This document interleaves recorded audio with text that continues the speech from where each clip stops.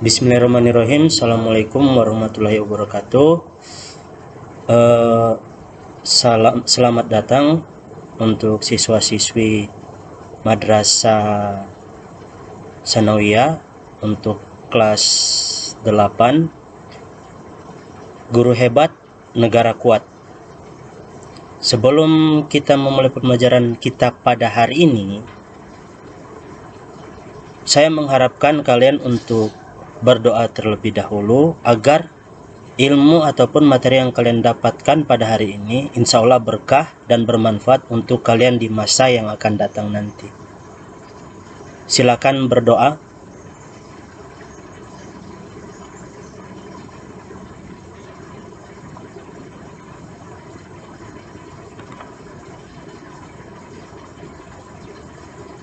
Jadi pertemuan kita pada kali ini itu membahas tentang materi teks ulasan yang dititik beratkan pada kelas 8 ya, pada kelas 8 tingkatan Madrasah Sanawiyah. Dalam materi teks ulasan ini ada 3 hal yang perlu kita pelajari atau perhatikan. Yang pertama, pengertian dari teks ulasan itu sendiri. Yang kedua, tujuan dari teks ulasan itu sendiri. Yang ketiga, kelebihan dan kekurangan dari teks ulasan itu sendiri. Yang pertama, pengertian teks ulasan. Teks ulasan, adik-adik bisa lihat ya di layar kaca Anda masing-masing. Bisa juga sama-sama membaca dan mendengarkan juga. Yang pertama, teks ulasan. Teks ulasan juga disebut teks review. Review ini artinya sesuatu yang berkaitan dengan ulasan. Garis-garis besar lah, berkaitan dengan garis-garis besar. Ulasan pada umumnya ditulis dalam bentuk artikel, sehingga teks ulasan dapat disebut artikel ulasan. Di lingkungan kita, karena ulasan biasanya dibuat terhadap buku, teks ulasan dinamakan ulasan buku, ataupun resensi buku, ataupun timbangan buku. Sesungguhnya ulasan tidak harus dibuat terhadap buku, tapi juga dapat dibuat untuk karya-karya lain seperti artikel, karya sastra, cerpen, novel, drama, dan puisi, serta karya sastra lainnya.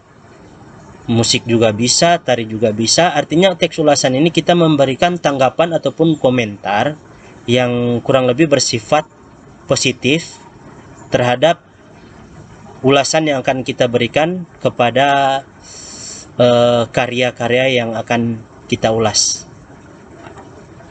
Nah, tujuan dari teks ulasan itu adalah yang pertama, memberikan garis besar atau gambaran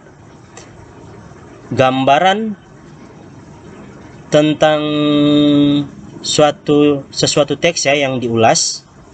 Yang ketiga itu memberikan pandangan tentang keunggulan memberikan pandangan tentang keunggulan dan kelemahan teks yang diulas. Yang ketiga, mengarahkan kepada pembaca untuk memiliki opini terhadap teks tersebut, apakah akan membeli atau tidak, membaca atau tidak. Ini tujuan dari teks ulasan ya. Yang pertama, memberikan garis besar. Fungsi dari garis besar ini artinya memberikan pemahaman ataupun gambaran mengenai hal yang diulas, agar si pembaca bisa mengerti dan memahami sebenarnya apa yang diulas dalam tulisan tersebut. Yang kedua, memberikan pandangan tentang keunggulan. Jadi bagian kedua ini kita memberikan pandangan kepada si pembaca tentang keunggulan-keunggulan serta kelemahan yang ada pada dalam teks ulas nanti. Tapi di sini kita membahas hal-hal yang positif ya. Yang berikut mengarahkan kepada pembaca untuk memiliki opini. Nah, opini ini sendiri berarti ada istilah fakta dan opini, berarti sesuatu yang benar dan terjadi. Opini berarti belum tentu adanya. terhadap teks tersebut, apakah akan, jadi belum ada ketentuannya opini ini, apakah akan membeli atau tidak, membaca atau tidak. Itu adalah tujuan dari teks ulasan. Yang ketiga, kelebihan dan kekurangan teks ulasan. Kelebihan teks ulasan yang pertama ada dua macam ya. Yang pertama menambah pengetahuan, yang kedua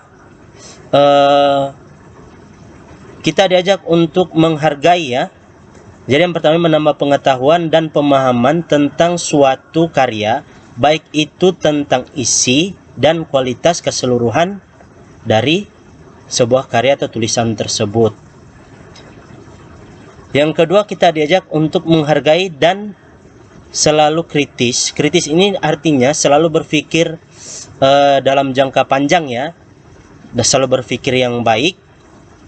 Setiap pertanyaan pasti ada jawaban ketika memahami suatu karya.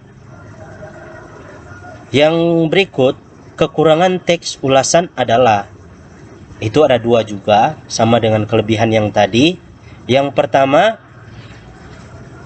pemahaman pengulas. Pengulas ini berarti pembaca ya, sangat kurang mengenai unsur-unsur teks ulasan, sehingga informasi mengenai karya tersebut tidaklah lengkap. Jadi pada bagian pertama ini, pemahaman pengulas itu sangat diperlukan karena bisa berdampak kurang baik akibat dari tidak lengkapnya.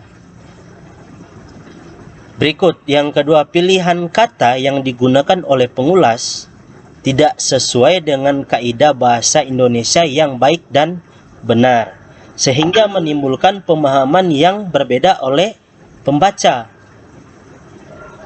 Nanti jika ada pertanyaan, dan jangan lupa tuliskan nama Anda di kolom komentar.